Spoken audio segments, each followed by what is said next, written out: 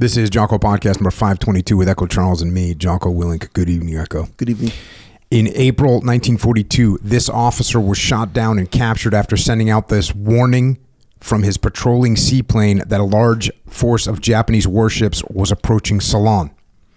Throughout his 3.5 years as a prisoner of war, Wing Commander Burchill, as senior Allied officer in the prisoner of war camps in which he was located, continually displayed the utmost concern for the welfare of his fellow prisoners. On many occasions, with complete disregard for his own safety, he prevented as far as possible Japanese officials of various camps from sadistically beating his men and denying prisoners the medical attention which they so urgently needed.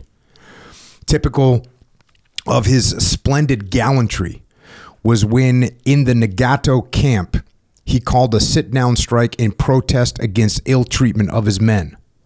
On another occasion, when the Japanese wanted to send some sick prisoners to work, Wing Commander Burchill found it necessary at great personal risk to forcibly prevent the Japanese non-commissioned officer in charge from making these prisoners work. As a result, Wing Commander Burchill spent several days in solitary confinement. Nevertheless, the sick prisoners of war did not have to work. Knowing that each time he forcibly intervened on behalf of his men, he would receive brutal punishment, Wing Commander Burchill continually endeavored to improve the lot of his fellow prisoners. He also maintained detailed records of personnel in his camps, along with death certificates of deceased personnel. The consistent gallantry and glowing devotion to his fellow prisoners of war that this officer displayed throughout his lengthy period of imprisonment are in keeping with the finest traditions of the Royal Canadian Air Force. And that right there is the citation making Air Commodore Leonard Burchill an officer of the Order of the British Empire in 1946. So this guy, Leonard Burchill, was born July 6th, 1915 in Ontario, Canada. He graduated from the Royal Military College of Canada in 1937. He eventually deployed to Ceylon, which is modern-day Sri Lanka, in 1942. And on April 4th, 1942, he was out patrolling in his seaplane. He sighted a major Japanese fleet that you just heard about in that citation. He radioed back intelligence to headquarters. It kind of gave the British forces a heads up of this imminent attack, but his aircraft was shot down. Some of his crew members were killed. Him and the remaining survivors were captured, and he spent about 40 months in various Japanese prison camps. And during those years of suffering, as stated in the citation, Burchill displayed incredible courage, incredible tenacity, incredible leadership. And he was not only appointed as an officer of the Order of the British Empire, he was also awarded the Distinguished Flying Cross for initially reporting that Japanese attack. After the war, continued his career, eventually became Chief of Air Operations in the Royal Canadian Air Force, became Commandant of the Royal Military College of Canada, and he played significant roles in Canada's participation in NATO and NORAD. Eventually, he retired. He took a leadership role at York University. But in September of 1997, he gave a speech to the Canadian Forces School of Aerospace Studies up in Winnipeg. And I found a copy of this speech, and I read through it, and it's freaking classic. So much good information in there. The copy that I used for this from the Canadian Air Force Journal, Volume 2, Issue 1. It's the winter of 2009. So I'm going to be reading from that. Great. They just took the speech and put it in there in writing.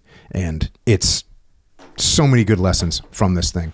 So again, here's this speech from Air Commodore Leonard Burchill. And he starts off with a little bit of humor. I apologize for my copious notes, but at my age, and this past July I became 82 years young, there are 3 serious losses which you encounter in your physical capabilities. First, your eyesight grows dim, and you will note rather strong lenses in my glasses. Second, your hearing is not too good, and I admit that I am in need of a hearing aid. Third, and I'll be damned if I can never remember what the third one is.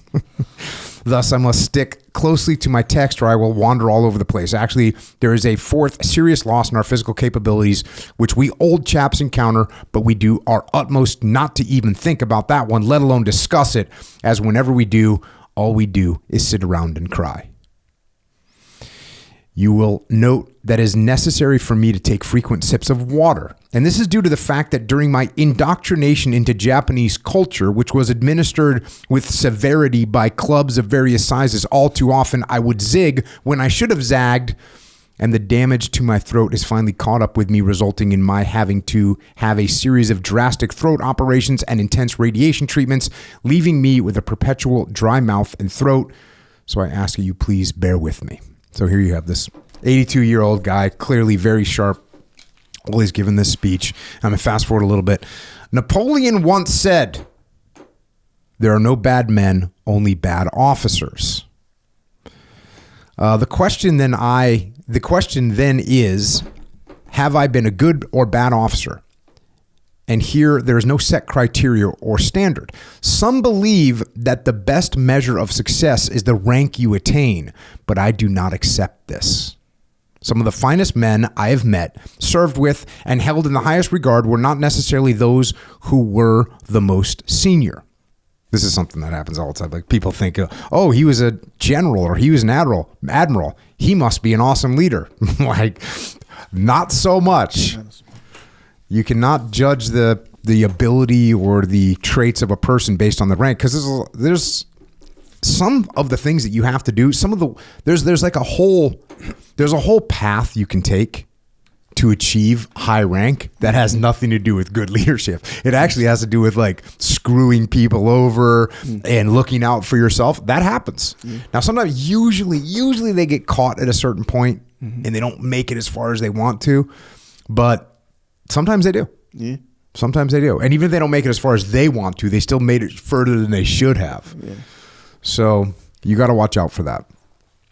One thing I do recognize as a measure of success is leadership, as everyone I have held in high esteem has had that quality, and this I believe to be essential for success in any walk of life. This guy's talking about leadership. As a member of the armed forces and regardless of rank, the opportunities for development and use of leadership are immense, and the satisfaction you will derive is equally so. There's an old adage, however, that you can lead a horse to water, but you cannot make him drink.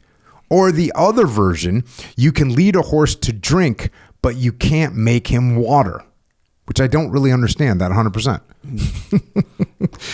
Thus, while you will have these opportunities, the success you will achieve depends entirely on the amount of effort you put forth. Nothing is ever free in this life or handed to you on a plate.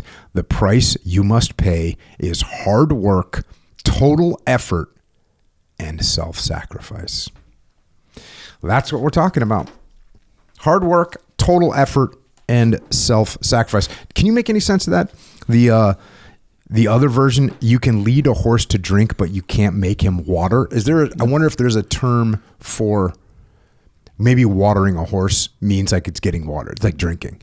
That's like a more cowboy way. I'll have to check with Iris Gardner and see if watering a horse means they drink. Yeah, no, big question mark for me too. No. Okay. Going on here. I would now like to give you my concept of leadership and the reasons for my beliefs. I noticed that point number 4, and he had talked earlier that they were given all this thing to read that had 8 points of leadership. So he kind of refers back to that a little bit. He says, I noticed that point number 4 of the teaching point is leadership versus management, which would obviously call for a definition of those terms. The most succinct one I have heard for leadership is being able to tell someone to go to hell and have them look forward to the trip. That's fired up, you know, when you got your boys, you got to tell them, hey, we're going to go to do this thing. It's going to suck. And guys are like, let's go. That's leadership. As opposed to, whereas the one for management is being able to keep 3 balls in the air with one hand while protecting your own with the other. So the manager's looking out for himself, you know, got to move these balls around over here and with one hand, but I'm going to protect my own balls with my other hand. If you ever have to lead troops into combat, and I pray this will never happen, you will find that you appear before your men stripped of all insignia and outward signs of authority to command. So there you go. When you're in combat leadership, you're naked. You're stripped of all your authority, all your outward signs, all your insignia. This is very close to, we were up at the council and I was talking about basically like the primordial order of leadership and how there's just like a pecking order in the world. And if you're not paying attention to that and you think you're higher on that pecking order than you actually are, it's going to be problematic. Yeah. If you know where you are and other people, you see yourself the same way other people see you, you'll be okay. Like if I'm like, hey, I'm not quite the best, but I'm in this position because I went to college or I've been here longer or whatever the case may be. And you're like, okay, I know I don't really deserve to be here, but here I am. You'll be okay.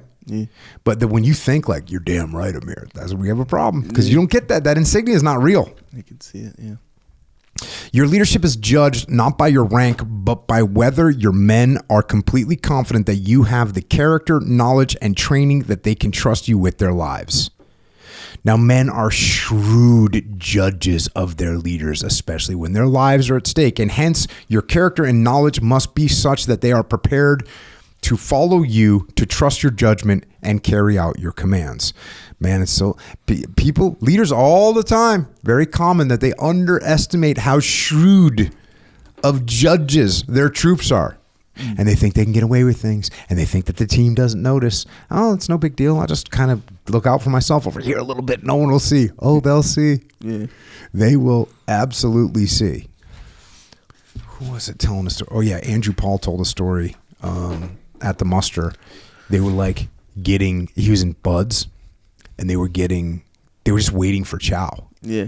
And it was cold. They're wet and it's cold. Yeah. And like one of the officers moved out of the shade into the sunlight and was like giving orders and directing people. And he's thinking no one noticed, but the class is like, bro, check out that dude. He's just trying to look out for himself. That little tiny thing. Yeah. Didn't they call him Sunshine? They called him Lieutenant Sunshine. Bro.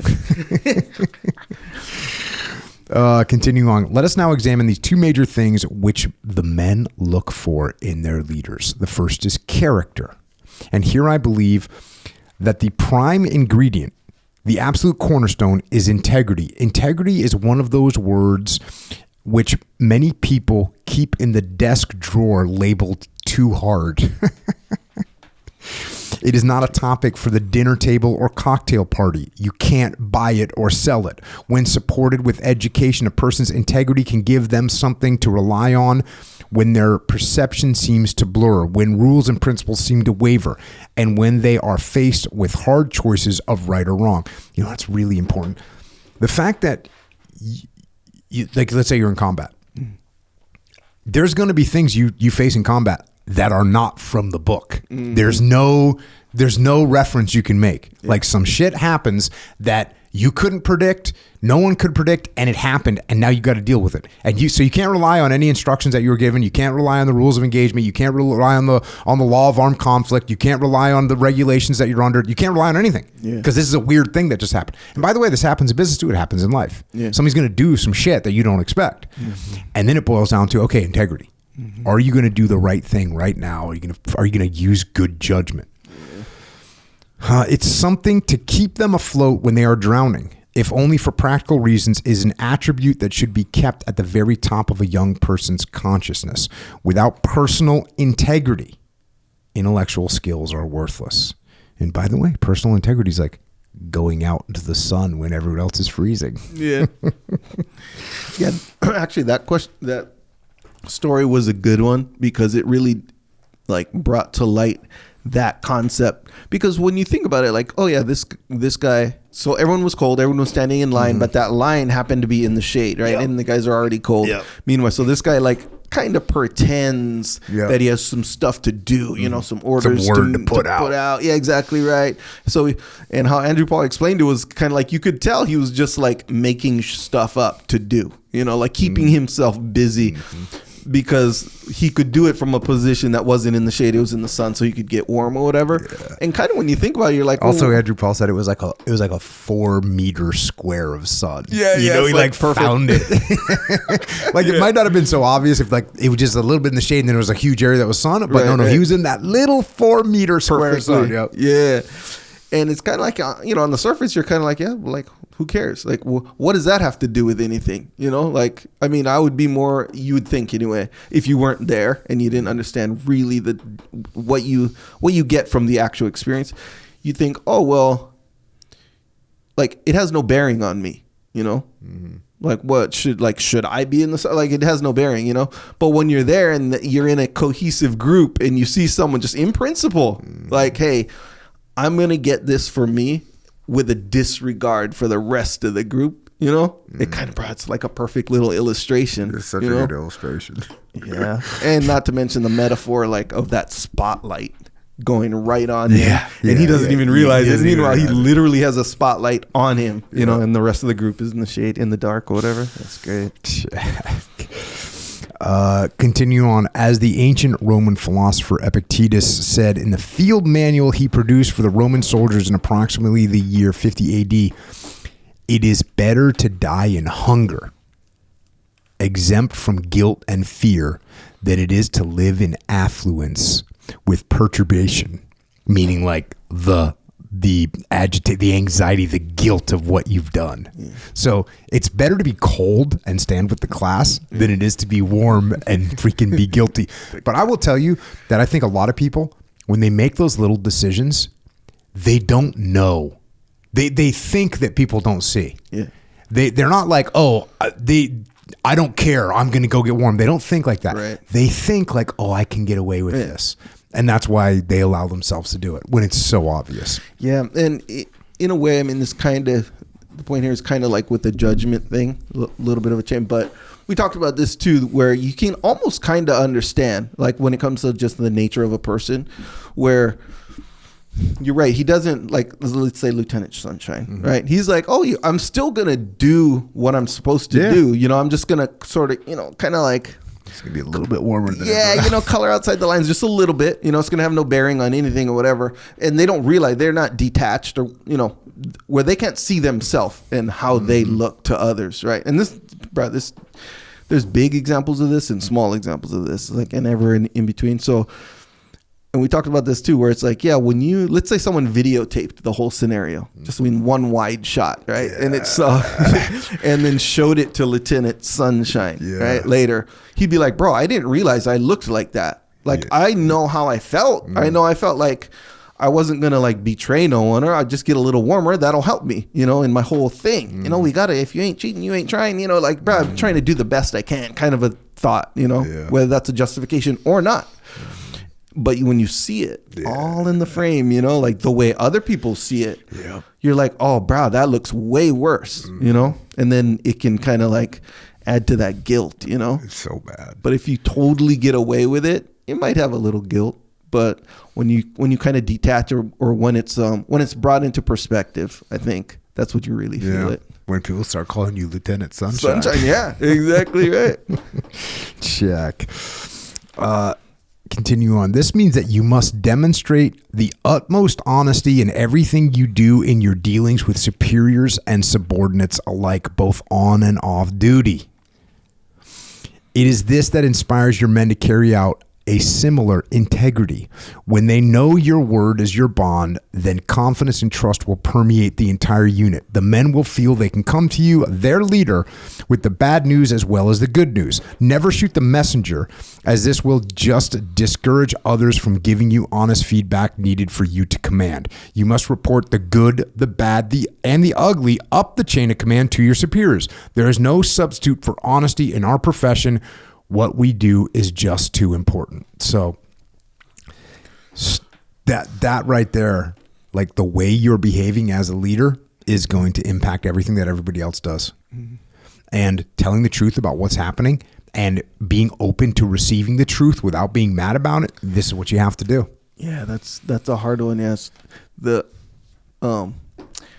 like the old, like, if I had a booger in my nose, Like, Yep. you got to tell me. You got to tell me. But it's kind of hard, you know. Yeah. And then a lot of people say they want you to tell them, but they don't really want you to tell them. Oh yeah. They want you to pretend it's all good. Yeah. And it's, that's a real disadvantage. I kind of get some of that where people don't want to tell me they're too tired. Yeah. Like this happened overseas, guys didn't want to tell me like, hey dude, I need a break, or, so I always had to fish for that. I kind of had to fish, and I had to err on the side of like, they're more tired than they're telling me they need whatever more than they're letting me know. Yeah. Because people are oftentimes on very good behavior when I'm around. Yeah. Oh, everyone's taking ownership, everyone's covered and moving, but it's difficult for that to be how people behave all the time. Yeah. Because let's face it, these principles are simple, but they're not easy. Yeah.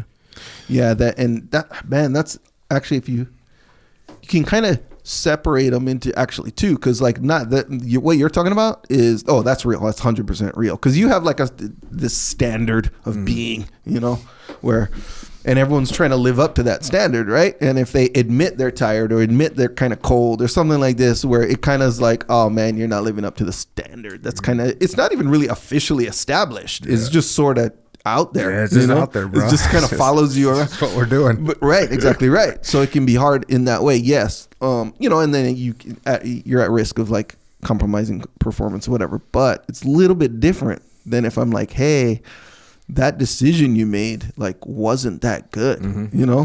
That's way hard. That actually, I don't know what's harder. I guess it depends on who you are. But it's different. Yeah. It is different. Yeah. Like, who's going to step to Jocko and say he made a bad move and he shouldn't make that move in the future? Like, bro, that's kind of hard, Yeah. Well, that's what I always had to watch out for. And that's why me establishing that, hey, if I'm doing something wrong, let me know. And whether it's a little tiny thing, and Leif explains this really well, and it's the same way with Stoner, but from the beginning, I wasn't like, hey, we're doing it my way. I was like, hey, well, what do you think? Why do you want to do it like that? Mm-hmm. Because that way they got used to, they knew I wasn't going to like freak out. I wasn't going to beat them down. Matter of fact, I'm reading another book right now, and there's a military leader who is just shutting all of his subordinate commanders down, just shutting them down. And now they're all just like, well, I guess we're just going to do whatever he says. Right. And that's not going to turn out well. Right. So you have to be very careful that when someone tells you something, you are so open-minded to it. You're thankful. You have to be thankful for it. Yeah. And then you have to, as often as you can, you have to take their ideas and implement them. Yeah. That's like the goal. You've heard me say this 1,000 times. My goal is when someone tells me an idea, and by the way, it's not just my subordinates, my peers, and my boss. My goal is to use their idea. Yeah. And what that does is it formulates and lets them understand that, I can come to them with the good, bad, and the ugly. Yeah. Yeah, that's good. You do a good job with that, letting people kind of do their idea. Yeah, I want them to do their idea. But it's funny because you'd be surprised. Like I've been in this outfit for a while. Even before all the books and all this other stuff, and I see through that time. Keep in mind, I think you knew this. Like I didn't know all this about you before. Let's say before 2014, we'll say I didn't know any of this. I just knew that you're in the military. You're in charge of some training. I don't know what training. And you're jiu-jitsu. That's it. That's kind of it, more or less, or whatever. Knew about that guillotine, son. Knew about the guillotine.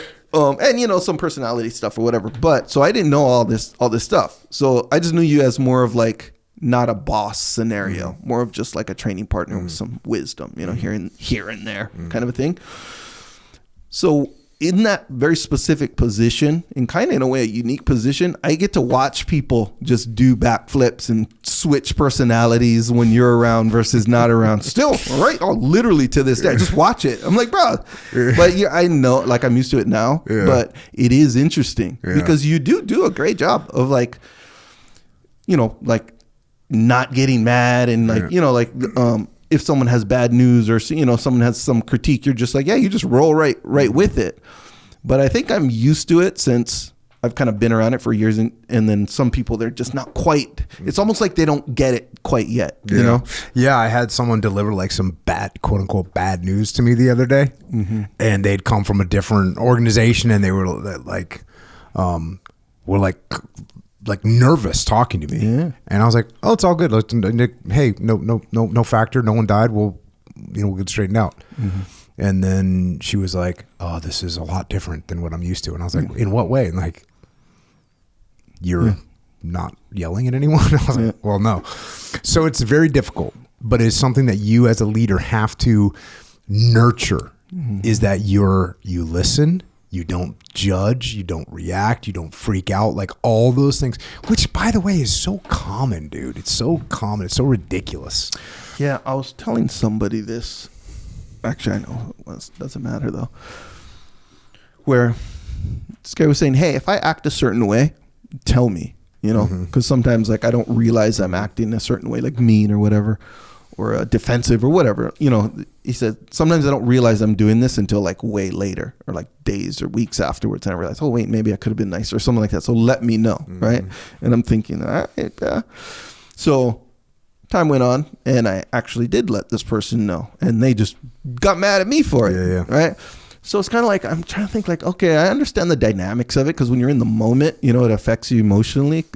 But at the same time, how can you not ignore? Or put it this way, it helps to not ignore the fact that, hey, if you're acting a certain way that's destructive to your own world and you don't know about it in the moment, that's really important information. So wouldn't you want to know about it? Don't forget that part of it, because I understand the feeling. You know, it's like someone coming to you and telling you you're doing the wrong thing. Like, who are you to tell me how to be, you know? Yeah, and so then what you got to do is you got to figure out a way that you can deliver that message in an indirect approach where the people hear it and they go, oh, like he might be talking about me. It's nice if you have a podcast that can actually deliver that message in the indirect approach. Yes, it does. Oh, that's what you got to do, though. You got to figure out how to frame things properly so people can hear them. Because if you just beat them down with it, like I'm sure whenever this person did this thing, maybe if you would have said like, "Hey, dude, you remember when you asked me about that? Is this the kind of thing you were talking about?"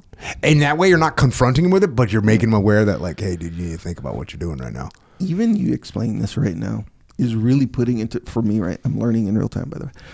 It's really putting into perspective how important it is as the leader guy to be approachable in that way. Because if you're not, like, you run this risk too, where you could be like, the person could come with the indirect approach, right? But if you're, let's say you're on the other side of the spectrum of this, right? Where you're kind of sensitive and, oh, no one can tell me nothing. You better, you know, you embrace the yes man, you know, you're that kind, we'll say. Even if someone comes with an indirect approach, it still piss you off. Oh yeah, you run the risk of getting just as pissed because you're kind of like, wait. So what are you saying? You know, you see what I'm saying? Like, that ego is a foul thing, bro. It really is a foul thing. You know, you gotta watch out for that thing. Yeah, it's like they make you pay for anything, any little thing that makes me feel a certain way that I don't like. You'll pay the price for. Dude, I wrote about leadership strategy and tactics. It's such a good setup. I say. You know, how do you handle it when someone that you do not respect comes and critiques you? What do you do? And I'm like, oh, you listen to them. And you say, okay, how can I take their information that they're giving me and how can I help you utilize this to help me become a better leader? Yeah. It's really hard for people to do that. But yeah. It's really hard for people to do that. In the spirit of figuring this out and kind of maneuvering your way through it, you can break it down to, this is a shift from a short-term payoff to a long-term payoff. Because I've been in that situation, and this was a unique situation because it was with a person that, like, I'm not saying I didn't respect this person, but in that context that we're in, I really didn't. And, you know, there's some arrogance there, like kind of like there's this sense of competition, you know? So if this person telling me, hey, I made the wrong move here and his move was better. See what I'm saying? It was like really obvious that was going on. So I'm like, shoot, for me to take the high road right now and really admit to myself that, right, he's kind of right, you know, would be such a massive loss for me right now in the moment. Probably the most massive, you know, person to person little undercover loss that I can imagine. Dang. Yeah. Short term, long term, you know. But here was the other painful part that I think. I'm saying this because it's kind of one of those things to look out for, and as far as the feeling and the pitfall, you know. Me taking the L gave him a W, short term and long term. Gave him a W because it was a creative decision. you know, on my thing. So for me to be like, okay, you're right. Okay, I take that L, but I got a better product, right? That I put out.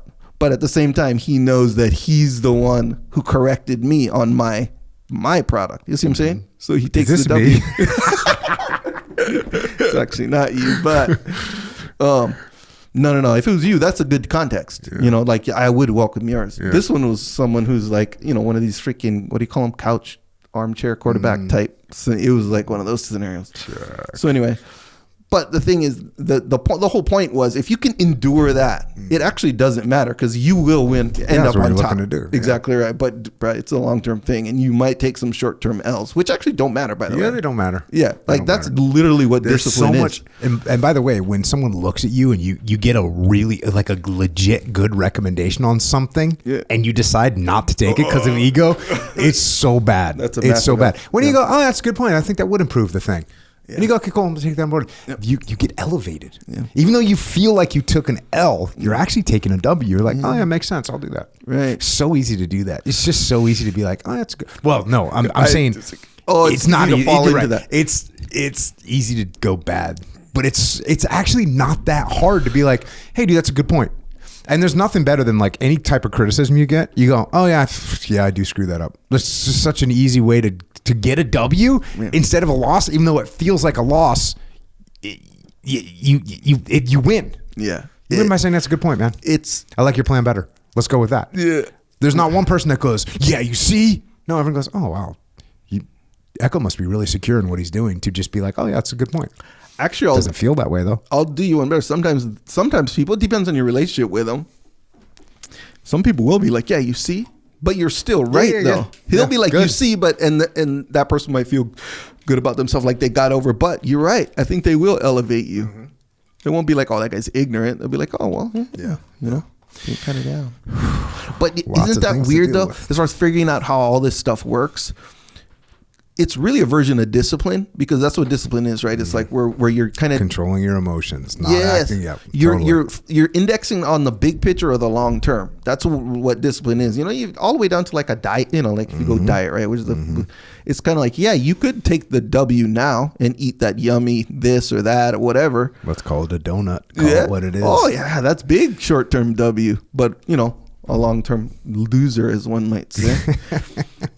But if you switch it around, there's your discipline right there. See what I'm saying? So same deal. It's the same exact thing. Nope.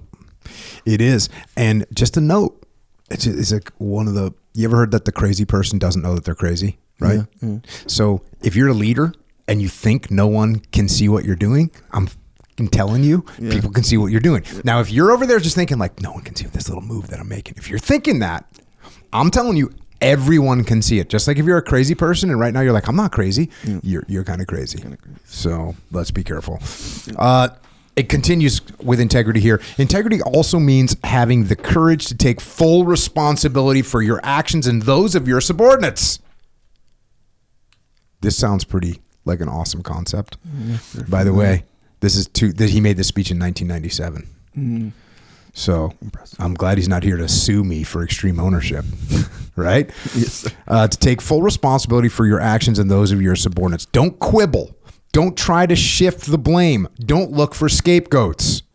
If you or your command has fouled up, then fess up and press on. In doing so, you will set the right example for your men and earn the respect of your subordinates and superiors alike. Nothing destroys a unit's effectiveness and leadership quicker than the leaders not taking the sole responsibility for their actions. And the first sign of this is usually careerism, the CYA factor, which very often has the tendency to appear first in the higher headquarters. So, I mean, I couldn't have written this paragraph any better than he said it, right? And by the way, you know, like, this is all my deal. It's his deal, but this is universal. This shows the universality of taking ownership. Once started, it rapidly feeds on itself and spreads like wildfire down through the entire organization. At the first indication of this selfish, self-centered, self-serving attitude, you must take every possible step to root it out and replace it with integrity. So he kind of wraps integrity around taking ownership and responsibility and the whole 9 yards, which is awesome.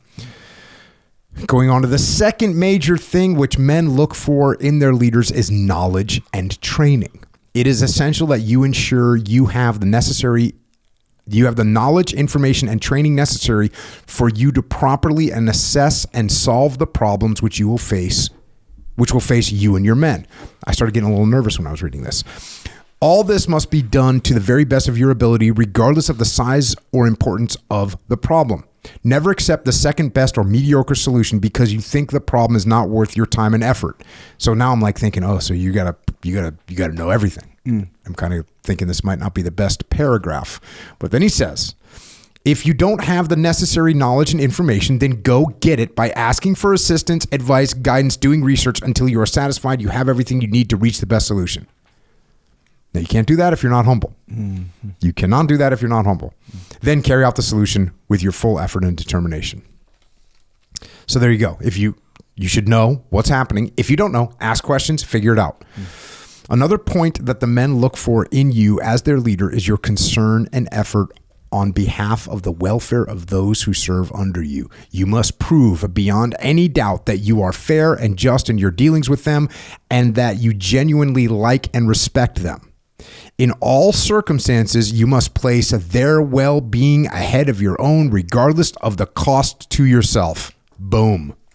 No sunshine for you. Get in the shade with everybody else. And finally, one other and perhaps equally important factor is that once you're accepted as a leader, your men will not only follow you, but will also emulate you to the best of their ability, your character and behavior. That is why a leader must at all times and in all places set and maintain the highest of standards. That is the sad and real truth of the situation. If you are in a leadership position and you are acting like a jackass, your team is going to act like jackasses too. And when I was in a leadership position, I acted like a jackass. Guess what? Other people are going to follow you. Whether it's your family, whether it's your people at work, whatever it is, you act like a jackass. People are going to be on board with that. Remember a guy at the muster? It was several musters ago. He was saying, he's like, I'm a guy. I like to joke around and I like to have fun and I don't like to take things seriously. I like to have a good time and I'm having a trouble with my subordinates. Like, they don't take me seriously. I'm like, bro, do we really need to answer this question? Yeah. And that's the same. Like, what you do, your team is going to emulate. They're going to try and do the same thing. So you have to be very, very careful of that stuff. Carrying on. Let us now put these bits and pieces into service life. And this is what's incredible is you're going to see that these things that he talks about is how he lived. And he talks about it here. Let us now put these bits and pieces into service life and see the results in actual practice. In doing so, I would like to use the life as a POW to demonstrate the reasons for my beliefs. The great social historian, the Durants, have said that culture is a thin veneer that superimposes itself on mankind. This is very true. And when men are stripped of this veneer and every other vestige of civilization, are treated as and live as animals, as we were forced to do as POWs, then the laws of the jungle soon take over. It is in this environment that the true basics of leadership emerged for me. Perfect. The laws of the jungle. And here's the thing. The laws of the jungle, you can't allow those things to thrive. You have to bring in leadership because the laws of the jungle ain't good. The laws in the jungle don't work. Mm-hmm. They work at an animal level, but they don't work at a human level. Yeah. And you got to know that they're there. They're like there in the background operating system, the laws of the jungle. Yeah. That's why there's a physical component when I'm talking to you. You and I could be talking about a video. There's a physical component that's no doubt it's part of the element, right? So you got to be aware of that. There's like a hierarchy. There's a pecking order. Those things are always happening. Mm. When I first arrived in Japan, courtesy of the Japanese Navy, I was sent to a special questioning camp under the Japanese Navy at a place named Ofuna, a suburb of Yokohama. This was a special interrogation camp where we were placed in solitary confinement in small cells, no speaking allowed, and we were questioned and beaten every day. We were not considered as POWs, but rather we were still on the firing line and could be killed at any time. I was moved from this camp after 6 months when they brought in a U.S. Catalina crew shot down out of Dutch Harbor, and I was sent to the starting up of the work camps in the Yokohama area. The first working camp I went to was located in a baseball stadium in the center of Yokohama, which had been built by the Standard Oil Company. We were housed in a large indoor area under one of the grandstands, and I arrived there the same day as the first batch of prisoners from Hong Kong. There were 5 officers with this group of approximately 300 POWs. In Hong Kong, the Japanese had raped and bayoneted nurses, women, and children, killed doctors and patients in the hospital wards, operating theaters, and recovery rooms, bayoneted, mutilated, shot, and beheaded POWs just to amuse themselves, humiliated and degraded them in every possible way, no medical treatment or supplies for the sick and wounded, the lowest possible living conditions, and way below starvation diet. We were joined 2 months later by 75 POWs from the Philippines. And these were some of the survivors from the Bataan Death March, where over 16,950 POWs were killed, over 2/3 of the total number of POWs involved. All these prisoners, both the Hong Kong and Philippine POWs, had then to endure the hell ships, where thousands died en route from Hong Kong and Manila to Japan. In one ship alone, the Arizan Maru, out of 1,800 POWs, only 8 survived. The Oriko Maru started out with 1,619 POWs, and only 200 survived that trip. The order sent down by the Japanese Tokyo headquarters to Hong Kong and Philippine camps was to send their best and healthiest prisoners to work in Japan. Now, as you all well know, when a commanding officer gets an order to send his best men, this is when he unloads all his deadbeats, no-gooders, troublemakers, sick, wounded, incompetents, etc. Now I found myself to be the senior POW in this brand new working camp and faced with over 375 very hostile, belligerent POWs. This gave me some concept of how Daniel felt when he walked into the den of lions. So he's got a ragtag crew. I was the senior POW in all the working camps that I was in, but this was a title in name only. As with no means of physically exerting discipline, you had only vast inherent responsibilities for the health and well-being of all those in the camp, but no means to enforce your decisions. The nature of military discipline encompasses 2 basic forms: the imposed discipline and the discipline which the individual decides is necessary, which is self-discipline. Field Marshal Sir Archibald Wavell, in his book Soldiers and Soldiering, describes as follows: discipline makes a man do something he would not do unless he has learned that it is the right, the proper, and expedient thing to do. At its best, it is instilled and maintained by pride in oneself, in one's unit, in one's profession, and only at its worst, by fear and punishment. So this is a very interesting take on discipline. And it's sort of ties into what you were saying. Like, discipline is strategic thinking. What I don't want to do it right now, but in the long run, it's the right thing to do. Or I don't want to do it right now, but for the team, it's the right thing to do. Mm-hmm. Or I don't want to do it right now, but for the unit, it's the right thing to do. That is a critical thing. That's a critical component, especially in a military situation. And what he's saying here is like, listen, my rank means nothing. We're in a freaking prisoner camp. What are you going to do to me? What are you going to do to me? I'm in a freaking prisoner of war camp. And we're going to get to it a little bit. There's a little bit of there's not even a little. There's animosity towards their leadership. Because think about it. You're a freaking private soldier. You're out there in the Philippines. Next thing you know, you're getting rolled up. Like, who the hell is in charge of this freaking shit? Yeah. You see what I'm saying? Yeah. So you're like, wait a second. You told me to go over here. Now I'm a prisoner of war. What the hell's wrong with you? So there's some of that, which I never thought too deeply about that. But that frustration from the frontline troops going, dude, what are you, why am I listening to you? You just got us all captured. Yeah. Screw you. So he's got to overcome that challenge as well. And he goes on. So he's saying, like, discipline, self-discipline, you want the troops to like step up and do things for themselves. you don't want them to be doing something just because they're afraid. Mm-hmm.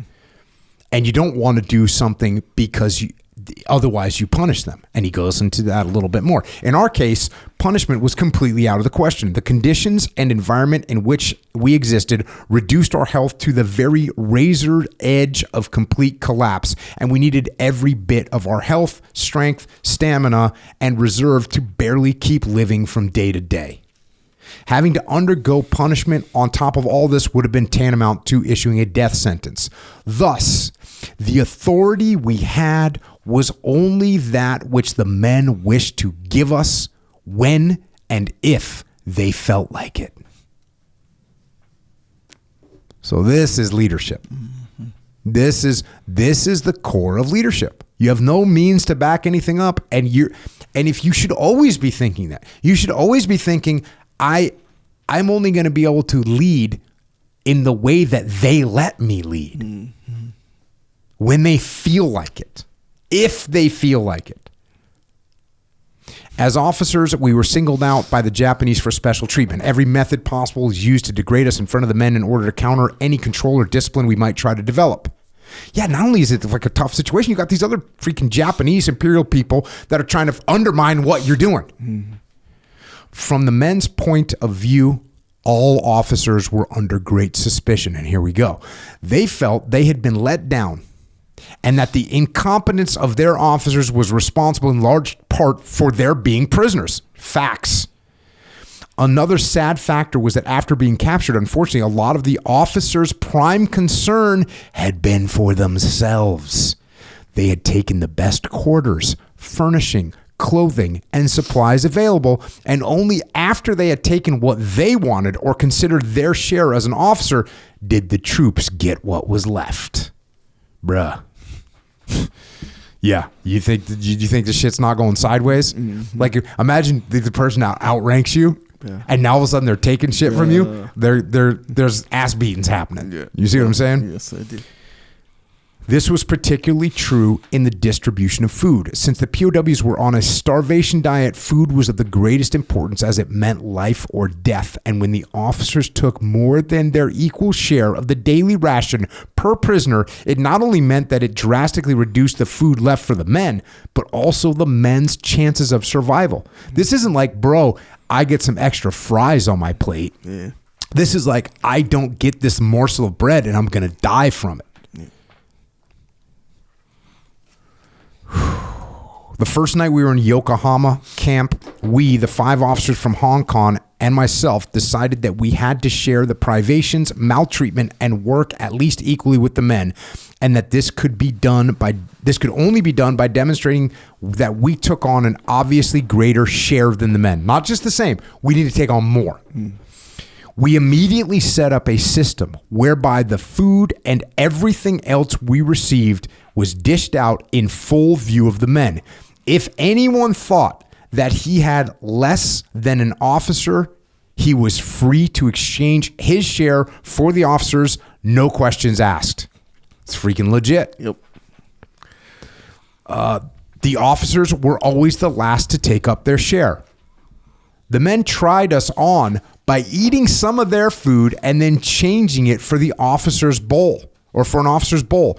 But in no time flat, the troops themselves sorted this out, and woe betide anyone who tried it. So they said, "Oh, I'm going to take a couple bites from my rice bowl and then say, hey, Echo, you got more rice than me, trade." Mm-hmm. And you're like, okay. So they just did it. No questions asked. But then the troops go, dude, what are you doing now? Now you're screwing over this guy. Now you're screwing over the officer. Yeah. So the troops, the gang started to police themselves. Yeah.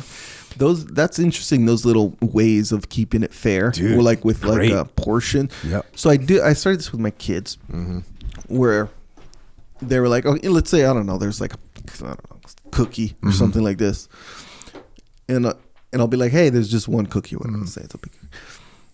I'll make one of them cut it in half, and the other one gets to choose. Oh, dang. And I said, you guys can figure out who wants to do what, because either way, you kind of want to be the chooser, really. But if you're not the chooser, now you're motivated to cut it perfectly, because they're gonna, you see what I'm saying? Yeah. So it's like one of those self-policing kind of scenarios, for sure. But yeah, that's a good one right there. You can just trade whenever you want. That's it. Well, that's basically what you're doing. Hey, I'm going to cut it in half, but you can pick which one. That's the same thing. Yep.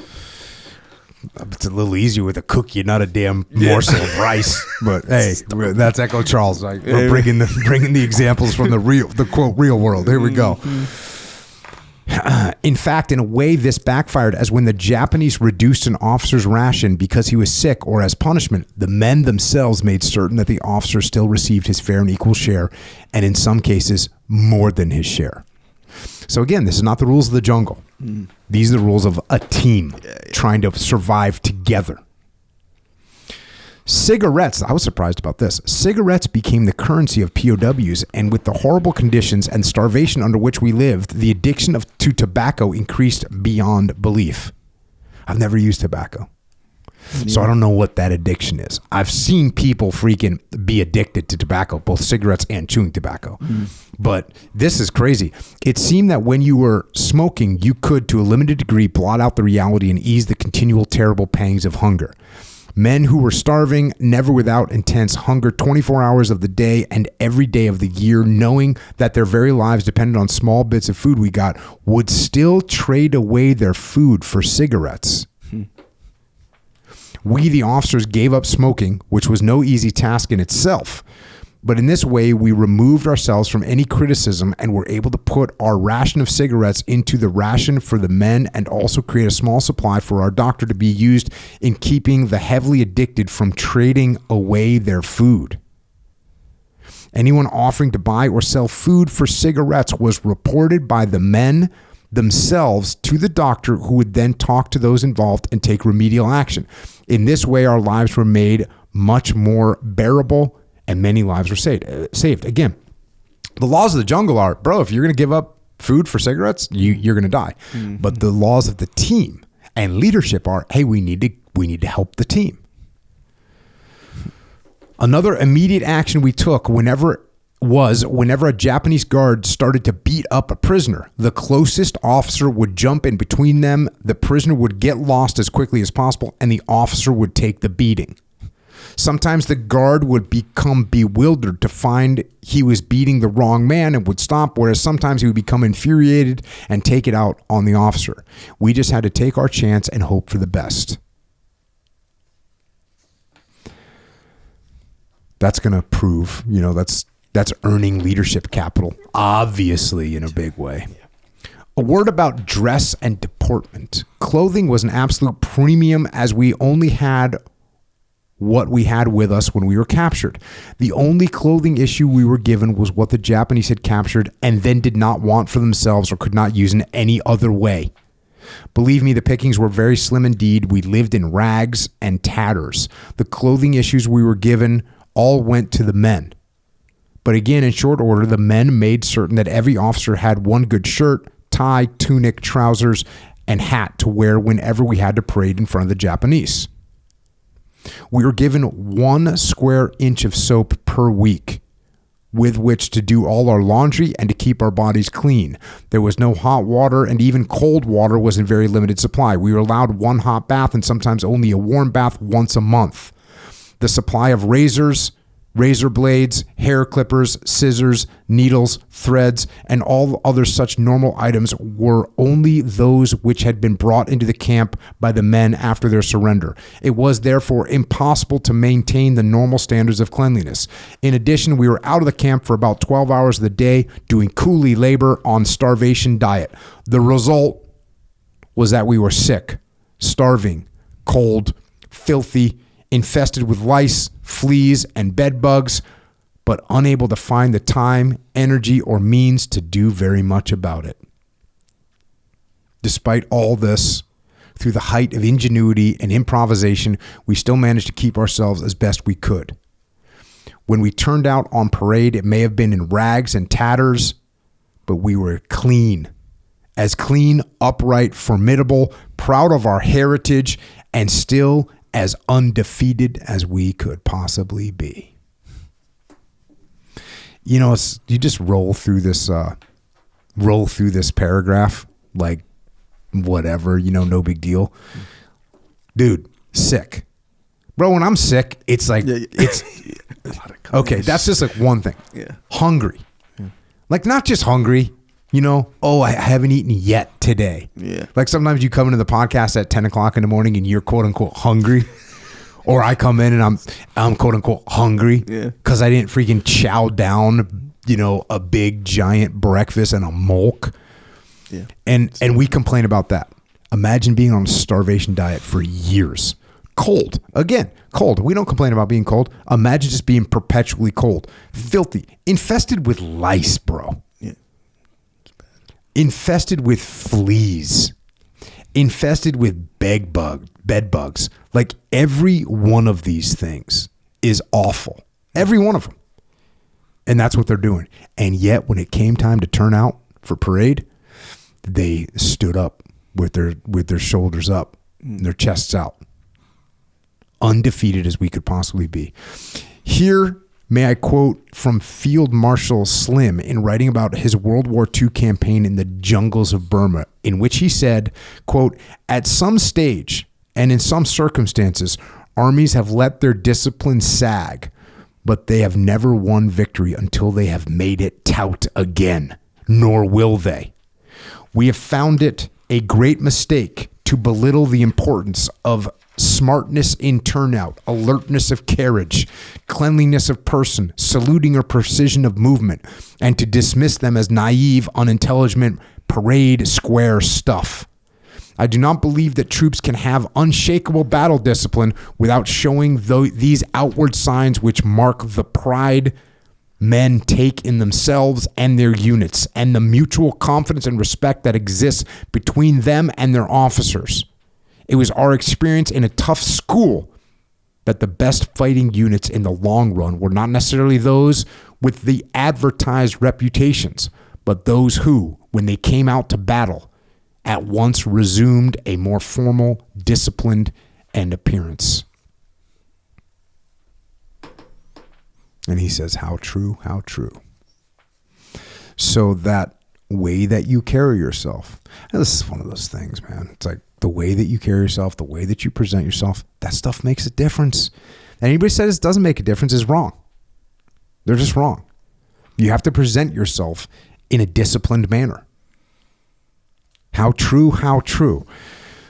He goes on to say here, "It was a long, hard process for us POWs, but slowly the confidence, faith, and self-respect was restored not only in the men, but also in ourselves as officers.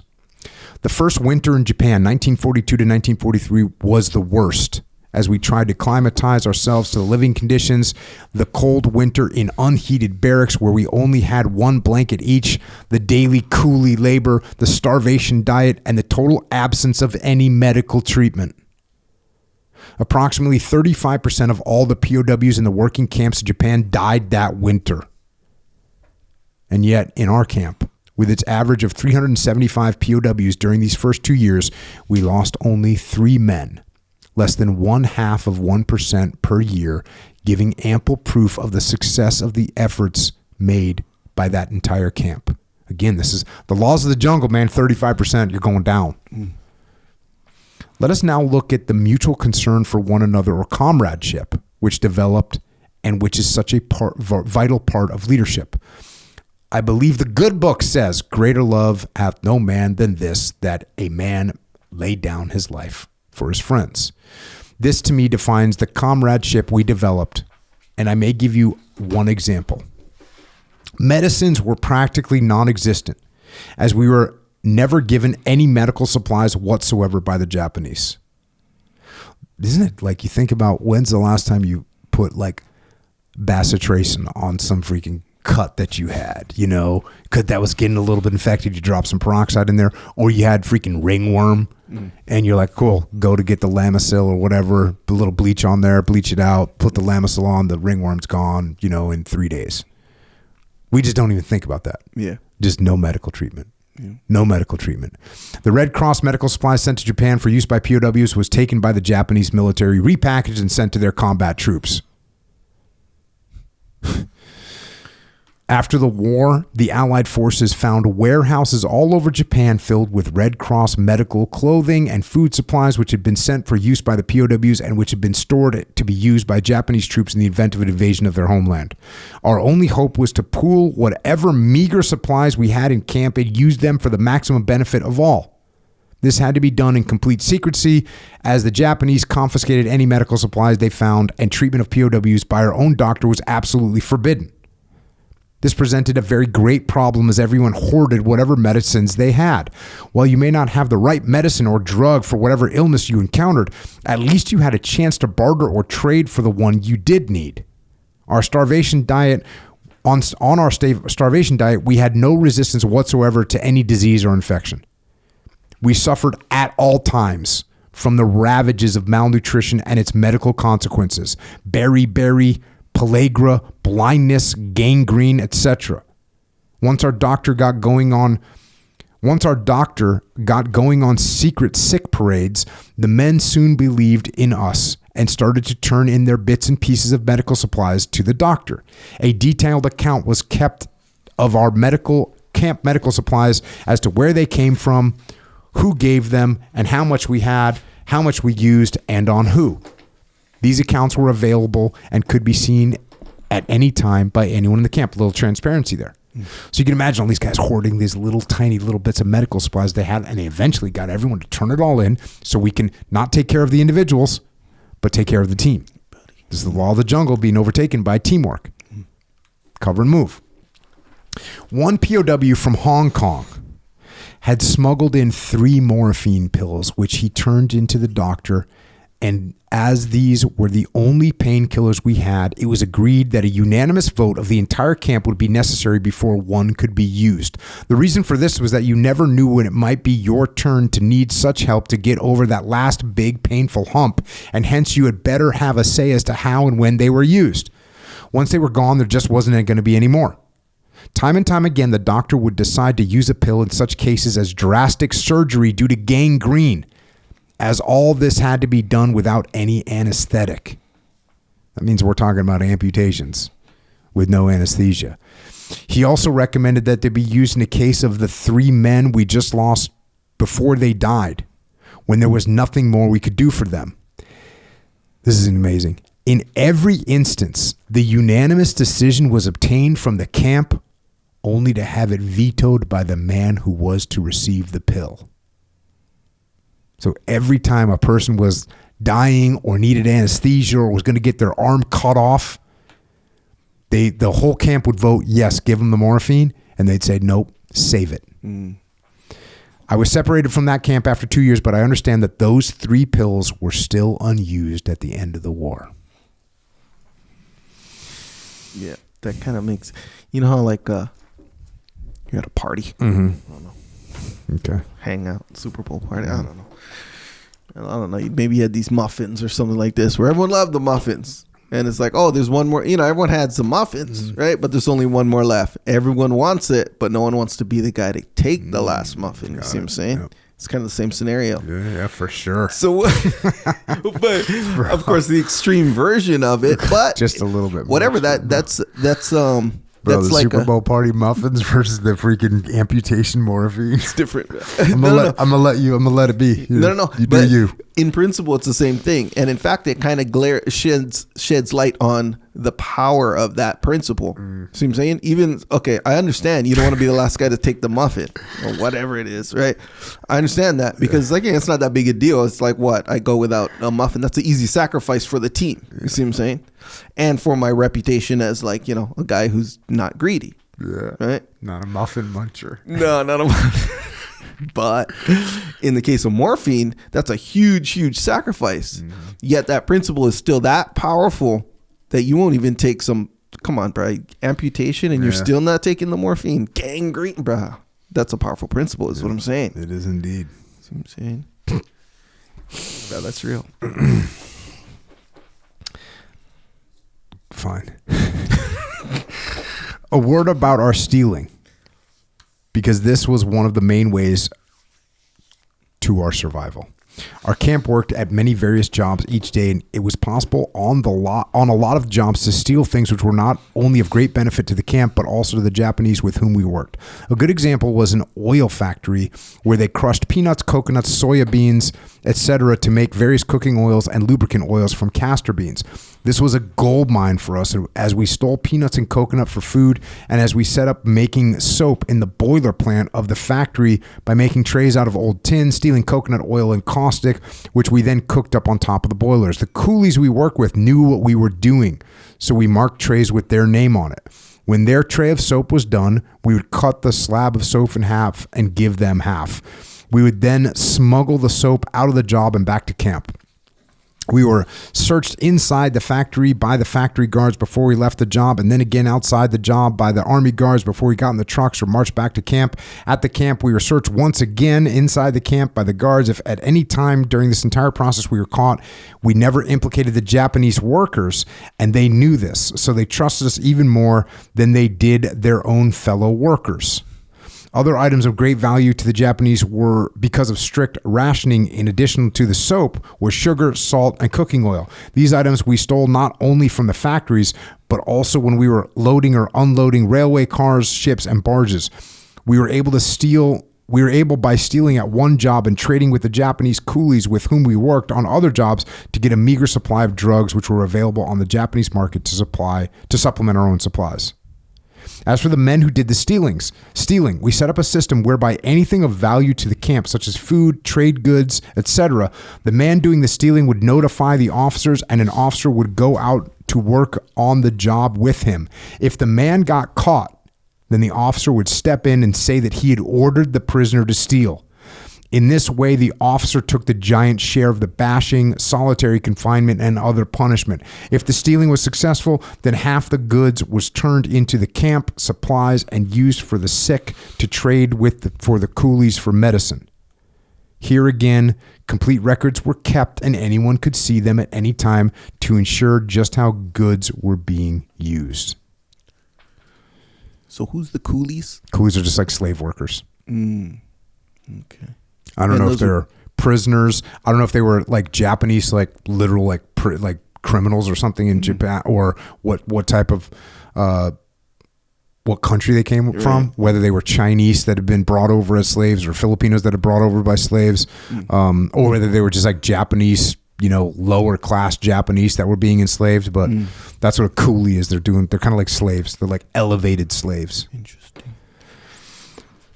A few words on the pride and self-respect of the men who, no matter what their original background or the results of the degradation and environment in which we existed. I was far from being the ideal prisoner, and when one of the Japanese guards consistently beat up the very sick prisoners, I went after him and beat him into the deck.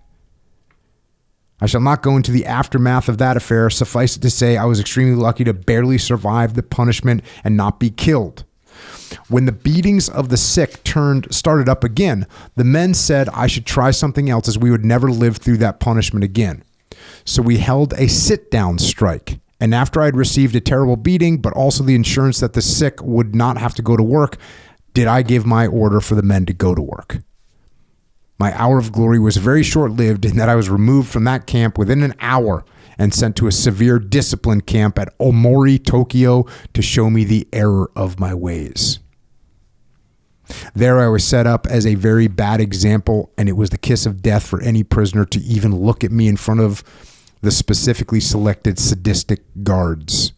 For the first 2 weeks, I worked all day sewing bits of fur together, and then all night in the cookhouse. Here the punishment was to stand on the hot brick ovens in bare feet and holding 2 large buckets of water. With our very painful berry feet, this was sheer hell. I slept in little short naps wherever I could, out of the sight of the guards. About this time, the POW camp of Canadians in Yokohama, which had no doctor and whose senior POW was an RSM, ran into a bad session of sickness. A group of the sick were moved to another camp, but en route, they stopped off at the discipline camp for a few days. The day they arrived, they heard that I was in the camp, and the Canadian sergeant in charge of them came to me in the shop where the officers were sewing the bits of fur together. He threw the first salute between POWs that had been seen in that camp, and explained that the Canadians had heard about my efforts on behalf of the POWs, and as I was the first Canadian officer they'd met since leaving Hong Kong, they would like to hold a parade for my inspection. I tried to explain what this would mean, but to no avail. Reluctantly, I agreed, and he said they would be formed up in a few minutes. They formed up in the open dirt area, which we used for roll calls, parades, and forming of work parties. They were dirty, sick, ragged, starved. Some had to be held up by their comrades, but they were all there. As I expected, no sooner had we got started than the storm broke in all its fury, and the guards came charging into us like a bunch of raving maniacs, swinging fists, clubs, rifle butts, and kicking the daylights out of those who fell down. None of us minded, and when it was all over, we crawled back into our huts to lick our wounds and to have a damn good laugh at the Japanese. I guess one interpretation would be that it was an act of defiance, and that may be right. Bear in mind that these men were from the reserve units out of Montreal and Winnipeg, and in a majority of these cases, their military background was practically nil.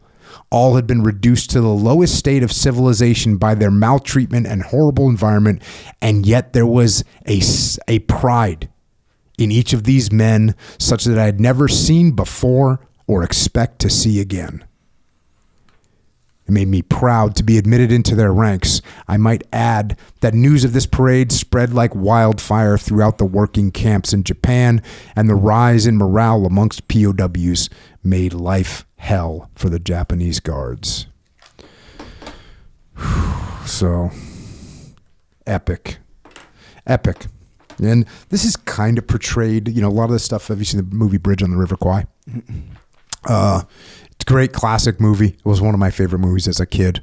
There's commando activity happening. Sure, there's British soldiers in that movie. It's British soldiers for the most part, and they're doing this. They're doing this type of behavior. Falling out, showing the proper military respect, and they're just catching beatdowns from the Japanese guards and whatnot. But this is just heroic effort, and you can see how important it is to the troops that they just want to be inspected by the officer. That's what we're doing. You can't break us. Yeah. The Omori discipline camp was on a small island out of the Tokyo harbor, made from the silt and sand dredged up from the Tokyo harbor, and it was about 50 feet from the mainland. There was an anti-aircraft battery on one end and a searchlight battery on the other, with our camp sandwiched in between. We were housed in the standard prefabbed single-story wood buildings used by the Japanese military, and we were right opposite the main fighter base at Haneda Airport, which protected the Tokyo-Yokohama area. With no markings whatsoever to show we were POWs, we were extremely vulnerable. And so whenever a single B-29 came over, obviously on a photo recce, we would run out into the open parade area, and unbeknownst to the Japanese, we would form the letters POW in hopes that this would show up in the photos. Fire, bombings, and firestorms wiped out the entire area around our camp, and the only thing that saved us was the 50 foot of water separating us from the mainland. The whole area around us was flat as a pancake, exactly like our Northland after a big forest fire, with no food, water, electricity, or places to work. The Japs started to move some of us out into the outlying areas, and as one of the bad actors, I was one of the first to go. They took a bunch of us from various camps in the Tokyo area and put us into railway boxcars, where we were jammed so that we had to take turns standing and sitting. It was cold, no food, water, or sanitation facilities, and we were there for over 48 hours, bro. 48 hours in a boxcar where you're packed in like sardines, and there's no bathroom. No food, no water, no bathroom. Many of us had amoebic dysentery or diarrhea, and life soon became grim, to say the least. We were taken up into the mountains northwest of Tokyo, and here we ended up on a siding where we were able to get out and lie down on the ground. This was the first opportunity I had to see what prisoners were their physical condition, And then the sad realization that once again, I was the senior POW. There was a total of 280 POWs, a real mixed bag, and the physical condition was the worst I'd ever seen. Some were blind from a lack of vitamin A. Some had lost a hand or a foot from beriberi, followed by gangrene. All were skin and bones from prolonged malnutrition. As we were the first batch out of Tokyo camps, the commandants had unloaded all their sick, invalids, and misfits. We were now jammed onto flatbed trucks and taken off to our camp in the mountains at a place named Suwa. As it was high in the mountains, it was cold, especially at night when we might even have a thin coating of ice on any open water. The camp was only half built. Some of the buildings had no roof. Some had no sidewalls. There was no kitchen, cooking, or sanitation facilities. The wiring consisted of a single line running through the camp with 1 or 2 40-watt bulbs in each building. It was pouring rain. Everyone was soaked, cold, miserable, starving, and filthy beyond belief. The barracks were of little protection, and there was no straw on the bare boards for us to lie on. The floors were just mud. The next day, we tried to fix up the camp. We found that we were on the side of a mountain which was all terraced with rice and vegetable paddies. Our water supply was a small creek that ran down through the paddies and then through the camp. Since the fertilizer they used was human excreta, we had to set up a system that would at least boil our drinking water. We tried to make our barracks as airtight as possible with mud, straw, and grasses. We had no heat whatsoever, and we set up the most basic washing and latrine facilities. The work detail started at once. The prisoners left at camp at 7 a.m. each morning, walked down to the side of the mountain and up the side of the next one to get to an open-faced mine where they dug out ore, which was some kind of white metal. The path between the camp and the mine was all broken, rough stone, and with no shoes, only wooden clogs. The number of our seriously infected feet went completely out of control. Our food ration was the lowest I had encountered, and with no medicines or medical treatment, this was indeed a death camp. The first week, 3 men died, and our number of seriously ill doubled. It was our conservative but well-considered estimate that we would be extremely lucky if just one of us would survive the coming winter of 1945.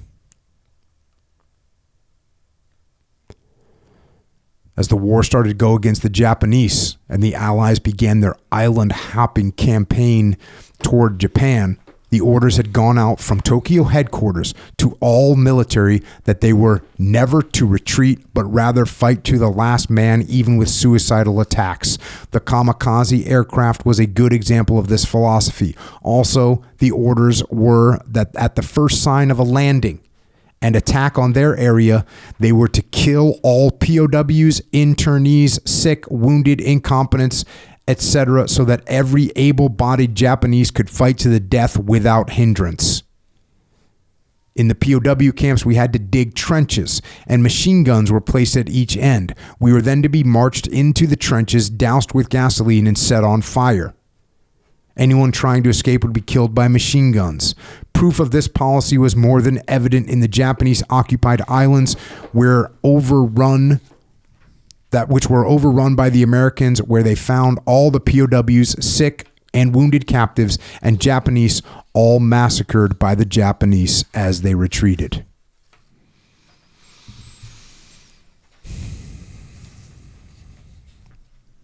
With the Japanese surrender, we took over our camp to ensure our survival and concentrated on getting ourselves physically fit enough to get out of there and into the hands of the Allies. We took over all the food we could find and ran a kitchen on a 24-hour basis. We bought a pig, a horse, and a cow, which we slaughtered and put into the stew pot. Believe me, everything went in with the possible exception of skin and hooves. We scoured the countryside for all medical supplies we could beg, borrow, or buy just expropriate, so that our doctor and his helpers could work day and night to bring seriously ill back to as good as health possible.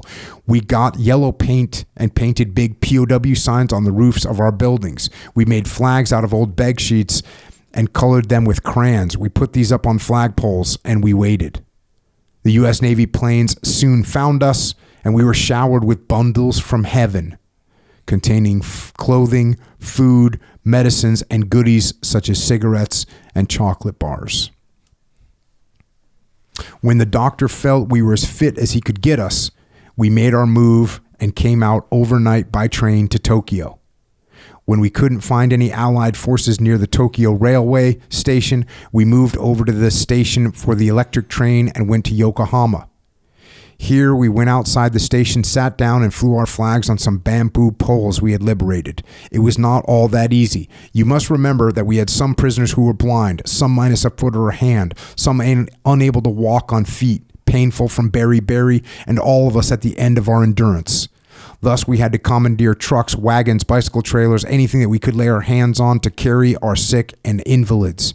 The healthiest POWs carried the Japanese guards' rifles just in case we met up with trouble, as once we left the relative safe confines of our camps, we were on our own, and God help us. We didn't have to wait long outside the Yokohama station before a Jeep came by with a U.S. Army officer and a big radio on it. We identified ourselves. The chap got on his radio, and we were soon inundated with buses, trucks, and ambulances, which took us down to a reception center set up in Yokohama docks. We were then told to get out and go into the dock area. The next thing I knew, our senior POW NCO called the troops to attention, formed them up into marching order, turned the parade over to me, and we marched into the dock area with our homemade flags flying. We were dirty, tired, clothing in rags and tatters. Many of the men had to be supported or semi-carried, but they were all there, all those who could possibly walk, as defiant, proud, a force that could never be beaten.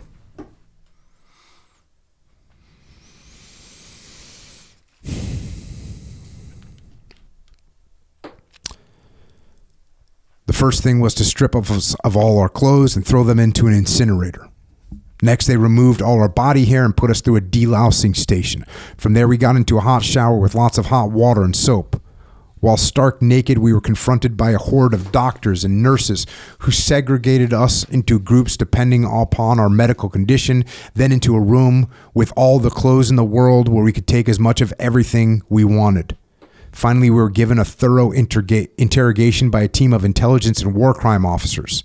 All this time this was going on, there were Red Cross girls going around dishing out cigarettes and chocolate bars. I was taken to the hospital ship USS Marigold as I was on my feet and don't even remember going on board. I do recall that I was taken into a cabin which I had all to myself. This was the first time since being captured that I was all on my own, except when I was in solitary confinement. I had pajamas, and clean ones too, the first time in 3.5 years. I was clean, really clean, and clear of lice, fleas, and bed bugs for the first time in 3.5 years, and finally I had absolutely no responsibilities for anyone other than myself for the first time in 3.5 years.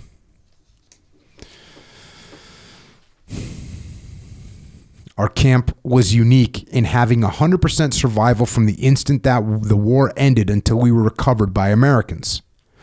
This was only due to the full cooperation and self-discipline of all the men in that camp. By way of explanation, the Americans were very cautious and stayed in the Yokohama dock area until they were certain the Japanese military and civilians would accept the surrender and not kill POWs and internees as they had been ordered to. A large part of the Japanese military would not accept surrender and vowed to fight to the finish, while a tremendous number of civilians who had lost members of their families, especially in the firebombing, were very hostile. For those POWs who were inland, such as ourselves, you either had to wait a long period of time to be recovered or try and beat your way out. I'm afraid that in the majority of camps, it was every man for himself, and in a lot of cases, this was fatal. The civilians retaliated as did the military. Some POWs ate poisonous food or drank wood alcohol and died. Others started out on journeys far beyond their physical capability and died en route to freedom. You must remember that it was most difficult, if not impossible, to control men who had been through 4 years of sheer and utter hell, especially when there was absolutely no way of enforcing any discipline. During the war, over 30% of all the POWs and internees taken by the Japanese were either killed or died in the prison camps and thus never did make it home. Here I think the epitaph on the memorial in the Allied War Grave Cemetery in Kohima, Burma, where over 1,500 Allied servicemen are buried, sums it up very well. When you go home, tell them of us and say, for your tomorrow, we gave our today. Yeah, even the fact that, he doesn't explain it in too much detail, but the fact that when they were done, when the war was over, they stayed there, they got food, they got healthy, they got checked by a doctor, and then they moved as a unit with their own people, with guards, to get out. But a lot of the other prisoner camps, he's talking about like, oh, the war's over, it's every man for themselves, and they're just going to go for it. They're not healthy enough, and a bunch of them died. So that discipline, again, that's like the law of the jungle versus the team law and the leadership law and trying to do things together because we're stronger together. Now he kind of gets into the leadership portion of this. Catchphrases are wonderful things, and by way of trying to summarize this whole thing, if I had to use one to define my concept of leadership, it would be the 3 C's: character, competence, and comradeship. First is character. It is my firm belief that the true and solid foundation is integrity, or as Shakespeare had Polonius say in Hamlet, this above all else, to thy own self be true, and it must follow as the night the day, thou canst not then be false to any man. Say what you mean, which is telling the truth as against the telling of lies, and mean what you say, which is integrity. Having the moral fiber to face the issues of right and wrong, and then the courage to stand up firm and strong regardless of consequences to yourself. That's character. That's number one. The second, competence, having the necessary knowledge, education, training, and judgment to make the full use of them, no matter how large or small the problem, to ensure that you have given it your fullest consideration. Once you have done this and made your decision, then to carry it out with the very best of your ability, know what you are doing and how to do it.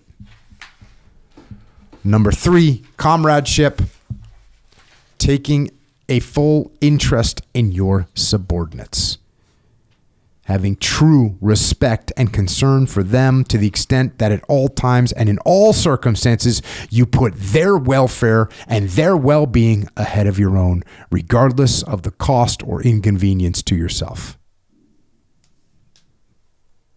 Those are the 3 C's. Once these are firmly in place, then those other important aspects such as discipline and self-discipline, pride in yourself and your unit, self-respect and respect for both your superiors and subordinates, proper dress and deportment at all times, all these will develop and strengthen as they feed on one another until what I call true leadership emerges. Live by these precepts, and as a member of the Canadian Forces devoted to the well-being of your fellow Canadians and the preservation of our Canadian way of life, you will not only attain true self-respect, but also the respect of everyone with whom you associate. You can never have a better goal in life. Canada needs you. You who will be the leaders, the protectors and defenders of our country, and in the years 2000 AD, It needs your youth, courage, and energy, but there's also a desperate need for your self-discipline, your discipline of the mind, your character, your integrity, in short, your leadership. As I look around this room, I have absolutely no qualms about the future of our service. Admiral Bull Halsey, the famous World War II admiral of the U.S. fleet in the Pacific, once said, quote, "There are no great men. There are only great challenges ordinary men are forced by circumstances to meet," end quote. As the history of our service shows, there has never, ever been, nor will there ever be, any shortage of ordinary men and women such as are gathered here, who are ready, willing, and most capable to take up the challenges they will be forced to face. Per ardua ad astra, through adversity to the stars. This is the heritage which has been entrusted into your hands. Guard it well, as I have every confidence you will. Ladies and gentlemen, it has been an honor and privilege to have shared these thoughts with you. Bonne chance et merci bien. So, as I said, lots of very good lessons in there. Lots of reiterations of principles you heard before. True leadership. The 3 C's: character, competence, and comradeship. I also find it interesting that he quotes Admiral Halsey. There are no great men. There are only great challenges. Ordinary men are forced by circumstances to meet. And it kind of reminds me that if you're not, like in many cases, we will not reach our potential unless we're forced to do it. You know what I'm saying? Like that's unfortunate. Unfortunate. Like, what are the chances that you, Echo Charles, are going to get put in some circumstances that are so dramatic and so severe that you are forced to rise to a level that is imperceivable to you right now? Yeah. You know, I talk about, we had Alex Honnold on the podcast, and he climbed El Cap with no ropes, right? Free solo. And for a while I was saying that was the greatest physical feat that any human has ever accomplished. But later after I said that once, I was like, hold on a second. It's not. It's the greatest physical feat that a human being has ever voluntarily engaged in. But when you look at any one of these prisoners of war, what they did was infinitely harder than him climbing El Cap. But they weren't voluntary. They were forced by circumstances into these situations. And so we have to voluntarily put ourselves in situations that are going to be so adverse and severe that they make us better, that they make us push ourselves. That's what we got to do. That's what we got to do. That rolls right into the through adversity to the stars. That's the official motto of the Royal Canadian Air Force, right? But you don't get to the stars without adversity. We have to step up. We have to lean into adversity. We have to look for those challenges. And by the way, when you come up against these challenges, whether it's like having to avoid a muffin at the Super Bowl party, the last muffin, right? Sure. You can then reach back into history, and you can think about the incredible suffering that has been endured by human beings throughout history. And you can use that as a testament to why you can step up, and you can endure more, and you can achieve more than you ever thought. So that's what we're doing. Yep. Yeah, it's kind of like a little bit of a metaphor. Not even a metaphor. It's actually just a principle that applies to so many things. So your day-to-day, how many times in your day-to-day do you have to dig deep? Yeah. Probably maybe the 20 rep squat day. Yeah. What I mean? But there's something to be said for that, the 20 rep squat day. Because obviously it depends on how much weight you're doing, but the real 20 rep squat day, that has probably more value than you might notice on the surface, because if you're not used to digging deep, you can be like, there's no way I'm going to endure that. And even if I do, I ain't going back. Not even close. That's why, when you're a kid and you do sports or something, you got to run conditioning. You're like, bro, this sucks so bad right now. But it's like, I don't want to be the guy who doesn't do it or quits or just some lame stuff, So you kind of learn to kind of start to accept this, this adversity. And then it's you can kind of draw upon it when you have to get something done. And you recognize kind of how it all works too after a while. But if you're not used to it, bro, it's such an assault on you. And then you kind of, you can't deal with it. Yeah, that's one of the things you got to watch out for, however, when it's really easy for us in this day and age to kind of avoid the discomfort, when you can press a button on your phone and you can have freaking whatever food show up in 38 minutes. Yep. Whatever you dream of, it will be at your house in 38 minutes. Yep. And by the way, your house is temperature controlled. Your couch is comfortable. It's got a special pillow for your head. It's got a weighted blanket or some shit. You know what I'm saying? It gets crazy. It's the pursuit of comfort is out of control. Yeah. And so if you're living in that world and you're not testing your adversity, then you're going to, when that adversity hits you, which it will, you're going to have problems. And by the way, you're just not going to get anything done. You're just not going to get anything done. Yeah. And that's something that'll, to me anyway, it's recognizable more often because you can kind of stay in that little gray comfort zone, and kind of make it. I mean, you'll have these little issues here and there that you're like, all right, I'll have to kind of deal with or whatever. But yeah, you won't get anything done. If you see something like kind of like drastic to get done, bro, you'll get it done way easier when you're used to this kind of stuff. Or you'll just get done like kind of the minimum standard. Yeah. You just get the minimum, like you'll pay the rent. Yeah. You know what I'm saying? Yeah. You'll just pay the rent. Yeah. But you're not going to like improve. It's not going to get better. You're not keep your head above water. Barely keep your head above water. You're not going to like this little story I'm about to tell you, and I still do this from time to time. So we'll get, we'll get crab legs from time to time, right?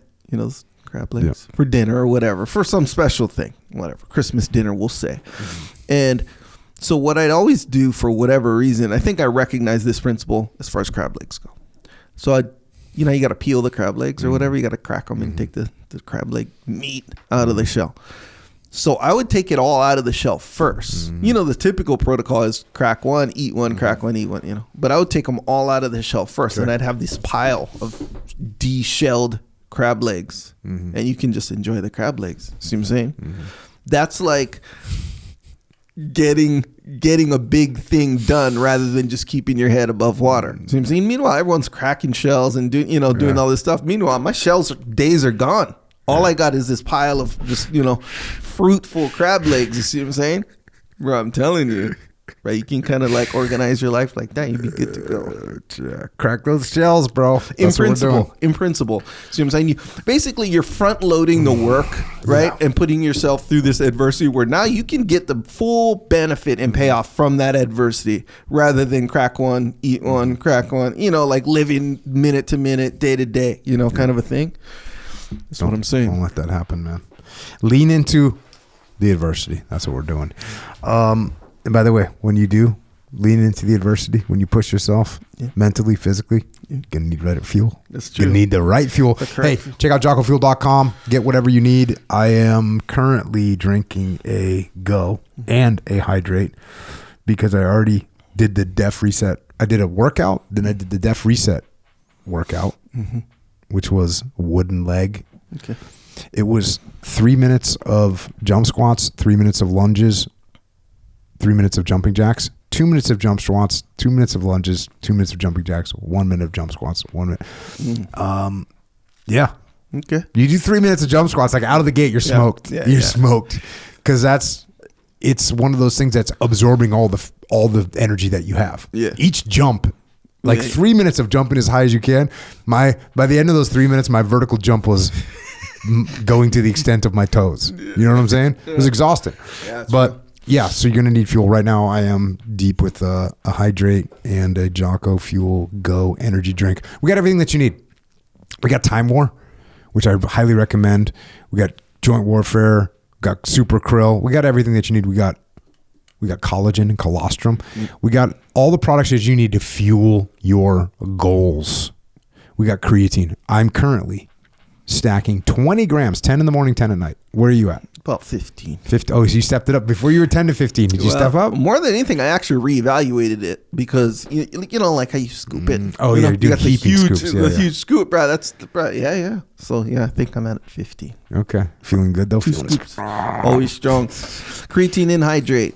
Always running off that, especially in the morning. Check. There we go. So check out jockofuel.com. Also check out originusa.com. You don't need to buy stuff that's made by communism. You can get stuff that's made by freedom. We make our jeans, our boots, we make everything here in America. originusa.com. Get yourself a pair of Delta jeans. Delta 68s. That's what I recommend. Freaking comfortable, cruising, whatever you're doing, active cruising, whatever, active cruise, squatting, you can squat in those things all day. So that's what we're doing. Check out originusa.com. Not only made in America, but made from materials that are American materials. So this is what we're doing. Our forefathers fought and sacrificed and died for our way of life, And we need to reinvest in that way of life. We need to keep the ability to manufacture, which we lost for a little while, but we're bringing it back. OriginUSA.com. Check it out. Be American. It's true. Also, JockoStore.com. Discipline equals free. Look, we're representing on this path, whether you're doing deaf reset or not, by the way. Actually, I didn't talk to you about this. Maybe, because there's a grand prize winner, right, for deaf reset. Maybe I'll offer like a prize from the store. Okay. Actually, I know I'm going to offer. I just don't know what yet. Got to be worth it, though. Yeah. Can't be like, oh, here's a, one patch or something. It's a little bit bigger. Anyway, Jocko Store. Discipline equals freedom. Shirts, hats, hoodies. Good. We got a few versions of these now. The store got developed, by the way. Look at you. So anyway, JockoStore.com is where you can get this stuff. Some good stuff on there. Some new stuff coming too, by the way. So sign up for the email. I noticed you made an Instagram account for the Jocko Store. What is it? Jocko.store? Jocko.store. And then I would say in about next year, this time, I'm going to change it to just Deafcore. See what I'm saying? That by that time, everybody's just going to know. You see what I'm saying? Okay. Jocko Store now. Why are you waiting? Well, I feel like it's kind of straightforward now. But you're putting all this effort into getting the word out, but then you're going to change the word. That don't make no sense to me. I'm going to slowly change the word through the content. Okay. But hey, look, I don't know. I just thought of that now because really that's what it is. But I just feel like if it's Jocko Store, it's kind of like clearer. They're like, oh, okay, this is the jam. You see what I'm saying? Yes. So when you go on there, follow on Instagram. Hey, if you're on Instagram, you want to. So here's the thing. You're putting up pictures and stuff from like BTS, whatever they say. Sometimes like behind the scenes. Sometimes, yeah, bro. So it's like, okay, so BTS. If you're gonna be on Instagram, and I found this out kind of naturally, which is a good deal. The gram. Yeah, so that you can make the algorithm work for you. You just got to be disciplined with your consumption diet. See what I'm saying? So what I would do is I would watch these little video editing tips, right? Just out of interest. And then after a while, that's all I'm seeing, which is good. See what I'm saying? Yeah. So that's what I try to do with this Jocko.store. That's the username there. So if you follow Jocko Store, your consumption diet is going to be on the path. See what I'm saying? Sure. Either way, some good stuff, whether you follow or not, some good stuff on there. JockoStore.com. Also the Shirt Locker, which is the membership scenario or subscription scenario. Get a new design every month. That's a good one. So check that one out. Check. We got some books. I've written a bunch of books about leadership. A lot of the principles that we talked about today are in these books. Also, Rob Jones wrote a book called Put Your Legs On. Also, Dave Burke wrote a book called Need to Lead. So we got plenty of books for it. We've got kids books, Warrior Kid books. We got some Warrior Kid podcasts coming back at you. Want to go live with some Jocko, with some Warrior Kid podcasts. Ask Uncle Jake's going down. Also, don't forget about Ryan Mannion's book, Things My Brother Used to Say. Check that out. It's a great kids book. Also, we have Echelon Front. We teach these leadership principles that we talked about today. We teach them. Teach them inside your organization. We can spend months with your organization. We can spend a day with your organization. Anything in between. So check out echelonfront.com if you need help inside your organization. Also check out extremeownership.com. It is our leadership training online. So you have access to it. You can go on there and check out some of the courses. Check out some of the live interactions that we do every week. So there you go. Check out extremeownership.com for that. And if you want to help out service members, active and retired, you want to help out their families, you want to help out Gold Star families, check out Mark Lee's mom, Mama Lee. She's got an amazing charity organization. It is America's Mighty Warriors. If you want to help or you want to donate or you want to get involved, go to americasmightywarriors.org. Also check out heroesandhorses.org. And then, of course, my brother Jimmy May's got an organization, beyondthebrotherhood.org. If you want to check us out on social media, we're on there. I'm at Jocko Willink. Echo's at Echo Charles. You can check out all the stuff at Jocko.com. Just be careful because there's an algorithm there. It'd be nice if you could program your own algorithm. But I guess you would have to do that. Like if you'd have to manually do it, but they wouldn't accept you to manually do it because you're not as interested. They want to know what you're really interested in. You got to be disciplined. Yeah, so you got to be disciplined. I wish you could like downvote something that you don't want to see any more of. You can. Oh, okay. But even that takes discipline. Like who has the heart to downvote it without discipline? Is it like a thumbs down? Yeah, and then I think you can click on, in fact, you can click on like, something, don't I forget, I'd have to see it. Yeah, it'll say not interested in this. Okay. And then they'll stop doing it. Okay. I'll need to get into that. Remember the time I corrupted, I think it was Good Deal Dave Burke's search page, or I corrupted it. How? think you search for like some wonky stuff, and then and then you click on it and watch it. Click on it. God. I did it. So I jammed him out. He was like, whatever. But you can. Were you showing it to like, or you just? Did you do it by accident or did you do it on purpose? On purpose. So yeah, I know it's bad. I know, but it was a small part of a greater joke that we were doing, because I was like, you know how you be like, hey, let me see your search page. It kind of says a lot about your personality, we'll say. And then so I go on his search page. He's like, oh yeah, he doesn't know even the deal. He's hardly ever on something. He's just got jet planes. Yeah, bro, I did. I was like, jet planes and like, I don't know, some like family dad stuff. I was like, bro, you're such a dork. So, and I changed it. Yeah. And he was like, what the hell's all mad or whatever? Not really mad, but Yeah. And then I'm pretty sure he's the one who told me that, where you can just downvote. So, no, actually, Noah told me you can downvote, but I'm sure that's how he fixed it. I'm gonna check into that downvote. Downvote stuff, man. Curate your thing. Well, we're on there. Don't spend too much time on there. And we're also thanks. We're thankful. We're thankful to all military personnel, and tonight especially to our allies, and in this case specifically our Canadian allies, who have fought and bled and died alongside us for the cost of freedom. Also, thanks to our police, law enforcement, firefighters, paramedics, EMTs, dispatchers, correctional officers, Border Patrol, Secret Service, as well as all other first responders who fight and serve here at home to keep us safe. And for everyone else out there, let's remember these lessons from Air Commodore Colonel Leonard Burchill. It's the way that you purport yourself, your behavior, your appearance, your mannerisms, and even more important, your integrity, your selflessness. These are the foundations of pride, but more important, the foundations of self-discipline, the standards that you set, the standards that you hold. That's where discipline is originated. And it applies to everything that you do, every little thing that you do, every minute of the day. That is the standard. That is the discipline. And that's all we've got for tonight. And until next time, this is Echo and Jocko out.